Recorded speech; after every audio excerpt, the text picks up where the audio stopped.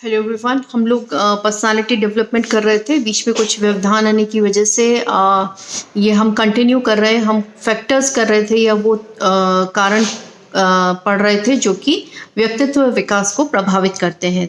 तो हम लोग जो है मेच्योरिटी या परिपक्वता की बात कर रहे थे। परिपक्वता क्या होती है? बेसिकली मेच्योरिटी जाने यानी कि जो आप काम को बार बार करते हैं, किसी भी काम को, तो आपको उसको करने का तरीका और अच्छे से आ जाता है। इसी को हम क्या कहते हैं? मेच्योरिटी। ठीक है। तो मेच्योरिटी बेसिकली जो है सिर्फ हम उसकी बात करेंगे, सिर्फ शारीरिक रूप से मेच्योरिटी की बात नहीं करेंगे। प्रैक्टिस लर्निंग जो है वो भी मेच्योरिटी लेके आती है कि बार बार आप एक चीज़ को प्रैक्टिस करते हैं तो आपको उसको अच्छे से करना आ जाता है। इसी को हम मेच्योरिटी बोलते हैं। ठीक है। और फिजिकल मेच्योरिटी की अगर आप बात करें तो जैसे कि हाथ पैरों का जो नर्व्स हैं, जो मसल्स हैं, उनका जो उनके अंदर जब मैच्योरिटी आती है तो हम फाइनर मसल्स डेवलप होती हैं, तो उससे और अच्छी तरीके से काम करने लगते हैं। ड्रेसिंग अप आप अच्छे से कर सकते हो, बाल बनाना है, शूज़ पहनना या लेसेस बांधना, है ना। तो ये सब चीज़ें जो है बच्चा बहुत अच्छे से करने लग जाता है, जिससे उसकी पर्सनालिटी अच्छे से डेवलप होती है। यानी कि अगर बच्चा अपनी ये सब काम बहुत अच्छे से कर लेता है तो ऑब्वियस है कि उसकी जो पर्सनालिटी है उसका उसके ऊपर, उसके डेवलपमेंट पे उसका पॉजिटिव इम्पैक्ट आता है। फिर है भौतिक वातावरण। अगर हम देखें या फिजिकल एनवायरनमेंट की हम बात करें तो जो ठंडे प्रदेश में जो रहने वाले लोग होते हैं वो बेसिकली उनका कलर जो है थोड़ा फेयर होता है, या ठंडा मौसम होने की वजह से वो ज़्यादा काम कर सकते हैं या ज़्यादा फिजिकली फिट ऐसा देखा गया है कि होते हैं इन कंपैरिजन टू जो हॉटर क्लाइमेट में रहते हैं या गरम जो है वातावरण में जो लोग रहते हैं, या जहाँ पर गर्मी बहुत ज़्यादा पड़ती है वहाँ पर कॉम्प्लेक्शन जो है वो भी स्किन का जो है वो कंपैरेटिवली डार्क होता है। ठीक है। तो ऐसी कुछ चीज़ें हैं जो कि ये प्रभावित करती हैं व्यक्तित्व के विकास को, क्योंकि व्यक्तित्व हमारा जो बाहरी आवरण है वो भी, और हम अंदर से क्या है वो भी, है ना। तो ये दोनों चीज़ें, आंतरिक और बाहरी जो हमारा स्वरूप है, वो दोनों मिलकर ही हमारी पर्सनैलिटी बनती है। फिर हम देखें पारिवारिक प्रभाव या फैमिली एनवायरनमेंट। फैमिली एनवायरनमेंट क्या है? बेसिकली कि अगर फैमिली का एनवायरनमेंट अच्छा होगा तो ऑब्वियस है कि बच्चे को बहुत ज़्यादा अच्छे मौके मिलेंगे डेवलपमेंट के, नई नई चीज़ें सीखने के। तो हम कह सकते हैं कि पर्सनालिटी डेवलपमेंट अच्छा होगा। क्यों? क्योंकि अगर घर का वातावरण अच्छा है तो बच्चे पे ध्यान देंगे पेरेंट्स जो है, और बच्चे को नई नई जो है पॉसिबिलिटीज़ मिलेंगी, उसको नई नई चीज़ें सीखने को मिलेंगी, स्ट्रेस नहीं होगा तो बच्चे का डेवलपमेंट अच्छा होगा। तो इससे हम देखेंगे। इसके अलावा माता पिता की शिक्षा और आचरण, ये भी फैमिली एटमॉस्फेयर में आता है कि अगर माता पिता जो हैं वो एजुकेटेड हैं, पढ़े लिखे हैं, उनका आचरण अच्छा है ना, वो खुद अच्छे से बिहेव करते हैं लोगों से, तो ऑब्वियस है कि उनके बच्चे उनको देखकर ही वैसा ही सीखेंगे और उनकी पर्सनालिटी भी अच्छी होगी। हम कहते हैं ना कि किसी को देखकर, किसी के आचरण से हम उसके परिवार के बारे में जान लेते हैं कि कोई कौन किस तरीके के परिवार को बिलोंग करता है। इसके बाद है बालक अभिभावक संबंध या child parent relationship. Child parent relationship क्या होती है? बेसिकली कि अगर बच्चों का, जैसे कई पेरेंट्स होते हैं बहुत अथॉरिटेटिव होते हैं, या बच्चों को रोक टोक करना या उनको डांट टपट के रखना, या अगर स्ट्रेसफुल है बच्चों की और पेरेंट्स की जो रिलेशनशिप है जिसमें बच्चे और पेरेंट्स जो है आपस में उनका तनाव रहता है, स्ट्रेस रहता है, तो ऐसे बच्चों की पर्सनालिटी जो है इतनी अच्छी नहीं रहेगी। वेयरएज जिन बच्चों के जो है बहुत अच्छा खुला एटमॉस्फेयर मिलेगा, या पेरेंट्स से उनकी अच्छी रिलेशनशिप है, फैमिली से अच्छी रिलेशनशिप है, ऐसे बच्चों की पर्सनालिटी ऑब्वियस है कि अच्छी होगी। ठीक है। कुछ ऐसे फैमिली रिलेशनशिप्स को जो है हमने 3-4 भागों में जो है विभक्त किया है।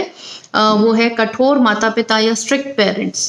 स्ट्रिक्ट पेरेंट्स होते हैं तो क्या होता है कि पर्सनालिटी कई बार जो है सबमिसिव हो जाती है, यानी कि किसी के सामने बोल नहीं पाना, या भय रहना कि मैं जो भी कर रहा हूँ वो गलत रहना, एक लो कॉन्फिडेंस जो है बच्चे के अंदर रहता है अगर पेरेंट्स ज़रूरत से ज़्यादा स्ट्रिक्ट होते हैं। तिरस्कार करने वाले माता पिता या रिजेक्टिंग पेरेंट्स, कई बार जो है पेरेंट्स बच्चों की तरफ ध्यान नहीं देते कि वो कैसे बोल रहा है, कैसे क्या कर रहा है, उसको रोक टोक नहीं होती है या उसको करेक्ट नहीं किया जाता है, तब भी बच्चे की पर्सनालिटी नेगेटिव हो जाती है कि कैसे उठना बैठना है, कैसे खाना है, कैसे बोलना है। तो ये सब चीज़ें। फिर है पक्षपाती माता पिता या फेवरिज्म करने वाले जो पेरेंट्स होते हैं, जैसे एक बच्चे पे बहुत ज़्यादा ध्यान देना और दूसरे पे ध्यान नहीं देना, उससे भी जो बच्चा है वो इनसिक्योरिटी उसके अंदर आ जाती है दूसरे बच्चे में जिस पे ध्यान नहीं दिया जा रहा है। तो ऐसे बच्चे की पर्सनालिटी जो है वो भी अच्छी नहीं रहेगी, या कहीं ना कहीं हमें उसमें भी कोई ना कोई प्रॉब्लम, एक प्रॉब्लमेटिक पर्सनालिटी जो है उसमें डेवलप होगा। फिर है अति सतर्क माता पिता या ओवर प्रोटेक्टिव। देखिए पेरेंट्स का ओवर प्रोटेक्टिव होना या बिल्कुल भी प्रोटेक्टिव नहीं होना, या बिल्कुल हम कहेंगे जिसे हम कहें ना तिरस्कार करने वाले रिजेक्टिंग पेरेंट्स, दोनों ही कंडीशन में जो है बच्चे की पर्सनालिटी अच्छी नहीं होगी। ओवर प्रोटेक्टिव जो पेरेंट्स होते हैं वो बच्चे को लेकर बहुत ज़्यादा कॉन्शियस होते हैं कि ऐसा मत करो, गिर जाओगे, दौड़ो मत, ये हो जाएगा, गिर जाओगे, चोट लग जाएगी, साइकिलिंग नहीं करना, चोट लग जाएगी, इधर नहीं जाना। ठीक है, तो उससे क्या है कि बच्चे का फिजिकल और मेंटल डेवलपमेंट अच्छे से नहीं हो पाता, जिससे कि उसकी पर्सनालिटी है, उसके व्यक्तित्व पर जो है नेगेटिव प्रभाव पड़ता है। उसके अलावा हम देखें अगर, तो परिवार का आंतरिक वातावरण, कई बार जो है आंतरिक वातावरण स्ट्रेसफुल होता है, लोग एक दूसरे से स्ट्रेस्ड आउट होते हैं या झगड़ा करते रहते हैं, या तनाव रहता है परिवार के अंदर, या एक दूसरे को अपशब्द बोलते हैं, तो बच्चा जो है वो भी उस तरीके की शब्दावली को सीख जाता है, उसी तरीके से बोलने लगता है, तो उसकी पर्सनालिटी जो है यहाँ पर भी जो है नेगेटिवली प्रभावित होती है। उसके बाद है परिवार का आकार। परिवार का आकार क्या कहता है कि अगर जॉइंट फैमिली है, जहाँ पर न्यूक्लियर फैमिली है, तो बच्चा एकाकी हो सकता है ना, उसको आदत नहीं रहेगी दूसरों से शेयर करने की, किसी से अपनी बात को शेयर करने की, अपनी चीज़ों को शेयर करने की, तो वो थोड़ा सेल्फिश या हम कहेंगे कि अपने अंदर ही रहने वाला हो सकता है। वेयरएज जो बच्चे एक जॉइंट फैमिली में रहते हैं तो उनको शेयरिंग है, या दूसरे की भावनाओं को समझना, अपनी बात को दूसरों से शेयर करना, ये सब चीज़ें ऐसी बच्चे में देखी जाती हैं। ठीक है, फिर है परिवार की सामाजिक और आर्थिक स्थिति। सामाजिक और आर्थिक स्थिति अगर परिवार की अच्छी है तो ऑब्वियस है, क्योंकि पारिवारिक स्थिति समाज के अंदर जिस तरीके की होती है अगर बहुत अच्छी है, तो परिवार हमेशा प्रयासरत रहता है अपनी सामाजिक स्थिति को बनाए रखने के लिए। तो ऐसा जो है बच्चों के ऊपर भी ये रहता है कि हमारे परिवार की ये स्थिति है तो हमें इसको मेंटेन करके रखना है, हमारे परिवार से लोग इस तरीके से बिहेव करते हैं तो हमें भी ऐसे ही करना है। तो इसका भी कहीं ना कहीं जैसे ही आर्थिक स्थिति है, जैसी सामाजिक स्थिति है, उसका भी बच्चे की पर्सनालिटी पर बहुत अधिक प्रभाव पड़ता है। ठीक है, फिर है परिवार में रहने का स्थान।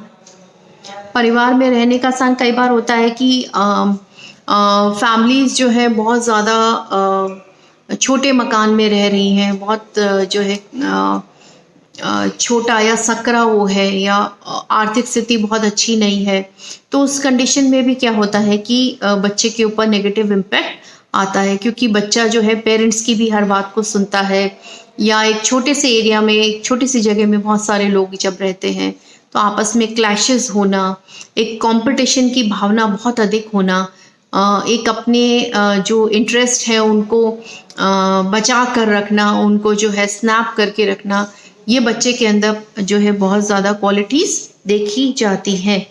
फिर है बालक का जन्म क्रम या बर्थ ऑर्डर ऑफ चाइल्ड। ऐसा देखा जाता है कि जो बच्चे सबसे बड़े बच्चे होते हैं, जनरली उनमें मैच्योरिटी अधिक जल्दी आ जाती है, बहुत जल्दी आ जाती है, क्योंकि जब जैसे ही सेकंड बच्चा जब आता है तो पहले बच्चे को हमेशा ये बोला भी जाता है या फील कराया जाता है कि तुम बड़े हो, तुम बड़े हो, ठीक है, या तुम सबसे बड़े, तो उसको एक अपना जो है एक ऑरा, एक अपना जो है एक पर्सनालिटी को मेंटेन करके रखना होता है, क्योंकि वो बड़ा है या सबसे ऊपर है। ठीक है, तो जो बच्चे सबसे बड़े होते हैं उनमें मेच्योरिटी ज़्यादा अधिक देखी जाती है, वेरस जो सबसे छोटे बच्चे होते हैं वो थोड़े नोटोरियस भी हो सकते हैं, क्योंकि उनके ऊपर और लोग होते हैं तो वो उनको थोड़ी लिबर्टीज भी ज़्यादा होती हैं, तो वो थोड़ी आउटगोइंग पर्सनालिटीज़ होती हैं। वेयरएज जो फर्स्ट चाइल्ड होगा या जो मिडिल चाइल्ड होगा उसमें कहीं ना कहीं थोड़ी बहुत जो है गिव अप करने की या चीज़ों को एडजस्ट करने की जो है उसमें क्वालिटी देखने को मिलेगी। उसके बाद है बालक का नाम या बच्चे का नाम। कई बार ऐसा होता है कि हम देखते हैं कि बच्चे का नाम जिस तरीके का रखा जाता है, देखिए कभी भी बच्चा जब होता है तो उसका नाम रखना एक बहुत ही इम्पॉर्टेंट प्रक्रिया होती है या जिस पर बहुत अधिक जनरली ध्यान दिया जाता है, ठीक है। लेकिन कई जगह पर बच्चों के इस तरीके के नाम जो है वो रख दिए जाते हैं जहाँ पर कि बच्चा जो है उससे एम्बैरस, जैसे कि लल्लू या छोटू भी कह दें, तो वो अपने नाम को ही हमेशा कैरी करता है। उसकी पर्सनालिटी पे उसके नाम का बहुत अधिक, जैसे कालू कह दें हम, तो लोग जो है कहीं ना कहीं थोड़ा मजाक में या उसकी पर्सनालिटी को वेयरएस हल्के में लेना आरंभ कर देते हैं, या उसकी पर्सनालिटी में भी उसकी वो ट्रेड जो है, उसके नाम का जो अर्थ कह देंगे, वो उसकी पर्सनालिटी में भी दिखाई देने लगता है। तो बच्चे का नाम भी हमेशा अच्छे से चयन करके और उसकी पर्सनालिटी और उन सब के अनुरूप रखना चाहिए। वेरस जो है जैसे कि कुछ नाम जैसे हम देखें कि देवी, सती, है ना, तो कई बार नाम इस तरीके के होते हैं कि उन नामों का प्रभाव जो है व्यक्तित्व पर देखने को मिलता है, ठीक है। और उसमें बच्चा जो है अपने नाम से ही अपना एक सेल्फ कॉन्सेप्ट जो है, एक सेल्फ कॉन्सेप्ट को हम कहेंगे कि एक अपने लिए, स्वयं के लिए एक धारणा जो है उसको बना लेता है और अपनी पर्सनालिटी को कहीं ना कहीं उसी तरीके से बनाता चला जाता है, या उसका जो व्यक्तित्व है वो कहीं ना कहीं उसके नाम के अनुरूप अपना बनाने लगता है।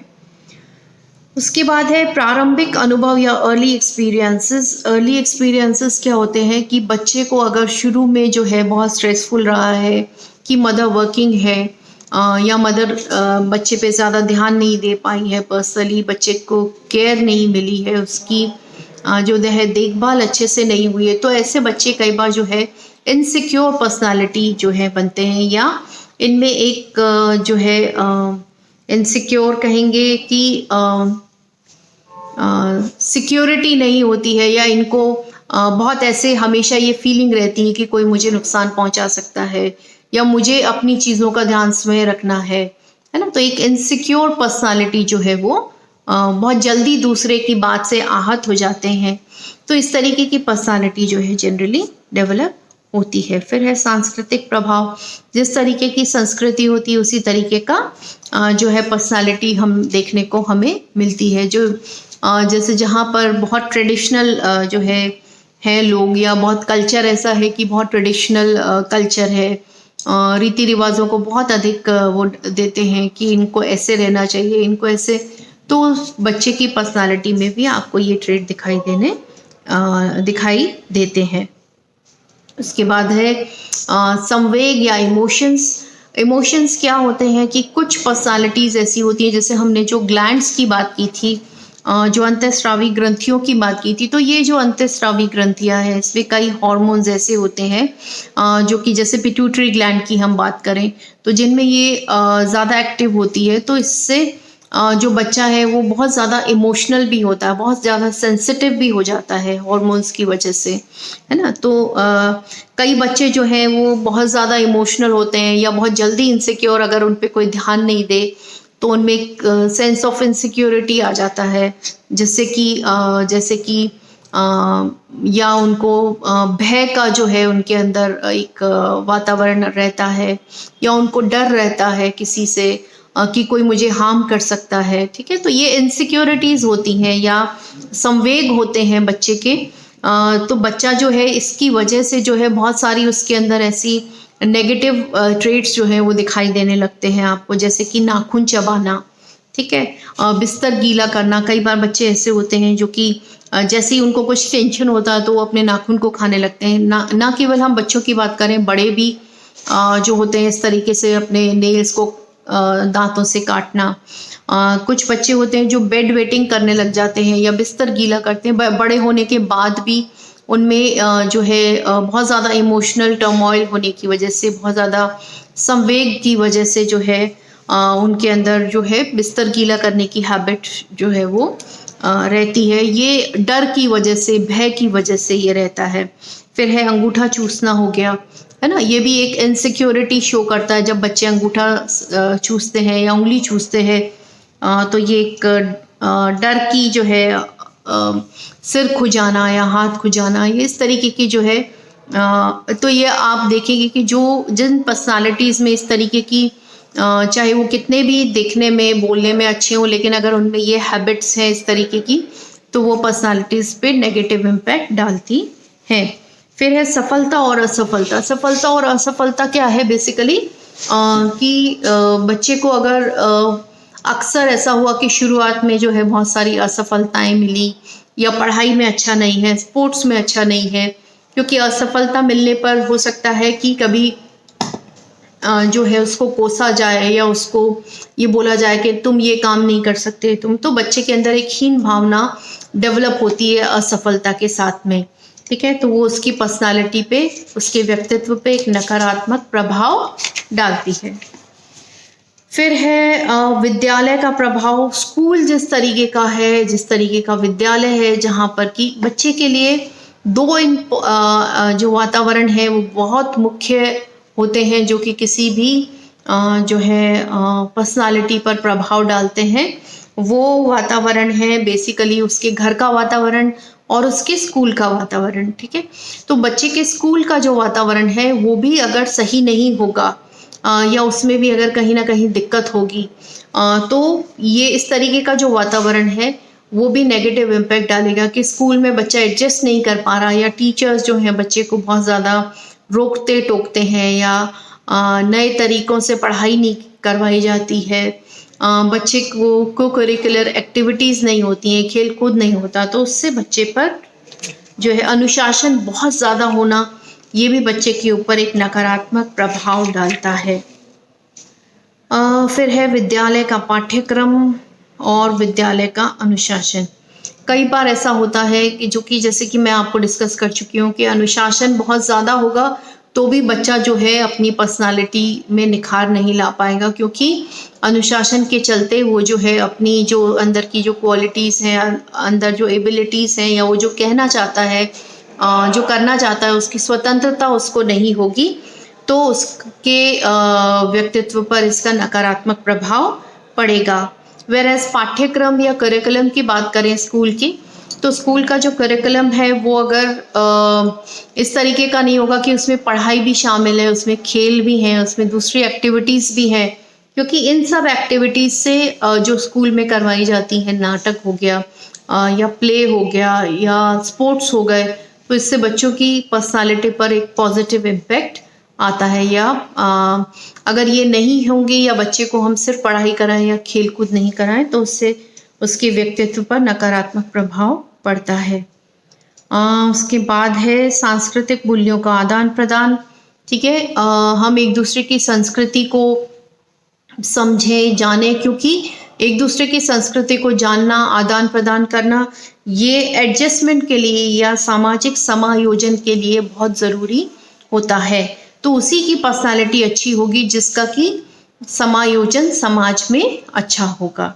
ठीक है, फिर है पुरस्कार और दंड। अगर बच्चे को अच्छे काम के लिए पुरस्कृत किया जाए और गलत काम के लिए दंड दिया जाए, तो भी बच्चे की पर्सनालिटी जो है उस पर पॉजिटिव इम्पैक्ट आता है। अगर हम बच्चे की गलत काम को नकारते जाएं या उसको इग्नोर करते जाएं या उस पर ध्यान नहीं दें और उसको तो फिर उससे उसको प्रोत्साहन मिलेगी, जिससे कि जो है उसके व्यक्तित्व पर नकारात्मक प्रभाव पड़ेगा।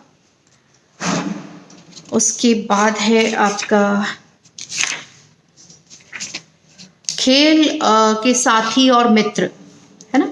बच्चे की जिस तरीके का संगत होगी, उसका पर्सनालिटी, उसकी जो व्यक्तित्व है वो उसी प्रकार का होगा। अगर जो है दोस्त या उसकी बच्चे की संगत या जो हम कहेंगे कि उसका जो ग्रुप है वो अगर अच्छा नहीं है या उसमें गाली गलौज होती है या बोलने का, या हम कुछ भी कहें, तो वहाँ पर जो पर्सनालिटी है उसके ऊपर इन चीज़ों का नेगेटिव इम्पैक्ट पड़ेगा। वेयरएज़ जो बच्चे अच्छे से बिहेव करते हैं, अगर दोस्त अच्छे से बिहेव करते हैं, मित्र मंडली ऐसी है बच्चे की जो बहुत अच्छे से बिहेव करती है, अच्छे से बोलती है, क्योंकि हम देखेंगे कि बच्चे को अगर आप देखें, उसकी लर्निंग प्रोसेस को देखें, तो बच्चा बहुत जल्दी या सबसे जल्दी जो है वो अगर सीखता है तो वो अपने यार दोस्तों से, अपने जो बराबर के लोग हैं, बराबर के जो दोस्त हैं, उनकी बात को वो ज़्यादा अच्छे से और जल्दी जो है वो समझ जाता है। तो इसका जो है पॉजिटिव और नेगेटिव इम्पैक्ट पड़ता है। अगर बच्चे के दोस्त अच्छे हैं तो उसका जो है सकारात्मक प्रभाव पड़ता है उसके व्यक्तित्व पर। वेयरएज़ अगर नेगेटिव है या बच्चे के दोस्त जैसे गाली देना है या उनकी फैमिली में कोई प्रॉब्लम है, गलत तौर तरीके हैं, तो उससे बच्चे की जो पर्सनालिटी है, बच्चे का जो व्यक्तित्व है, उस पर नकारात्मक प्रभाव पड़ता है। तो ये है हमारी पर्सनालिटी और पर्सनालिटी डेवलपमेंट। यहीं पे ये कंक्लूड होता है। इस वीडियो को जो भी देखें उसमें इसका फर्स्ट पार्ट ज़रूर देखें। मैं पार्ट्स इसके नाम में डालूंगी क्योंकि ये किसी कारणवश मुझे वीडियो जो है 2 में डिवाइड करना पड़ गया। तो आप इनको दोनों को कंबाइन करके देखिएगा। 2 वीडियो में आपका ये पर्सनालिटी डेवलपमेंट जो है ये कंप्लीट होता है। Thank you.